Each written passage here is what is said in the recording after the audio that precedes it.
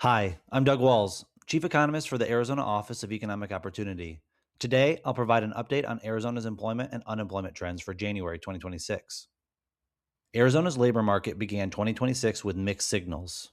While employment declined over the month and year, January's job losses were smaller than typically observed, offering a modest bright spot amid otherwise softer labor market conditions. The state seasonally adjusted unemployment rate increased to 4.5% in January, up from 4.4% in December, while the national rate edged down to 4.3%.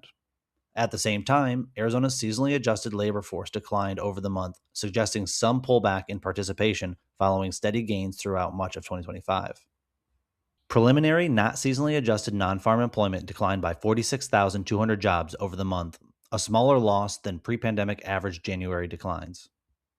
Seasonal losses were concentrated in trade, transportation and utilities, and professional and business services, reflecting post holiday adjustments. However, these declines were partially offset by smaller losses or modest gains in private education services, natural resources and mining, other services, and healthcare, among others. This release includes the annual benchmark revisions to 2024 and 2025 employment data, aligning survey estimates with more complete unemployment insurance records. Revisions to 2024 employment were upward, indicating stronger job levels than previously reported. In contrast, 2025 employment was revised downward, suggesting that labor market conditions weakened more than initially estimated over the past year.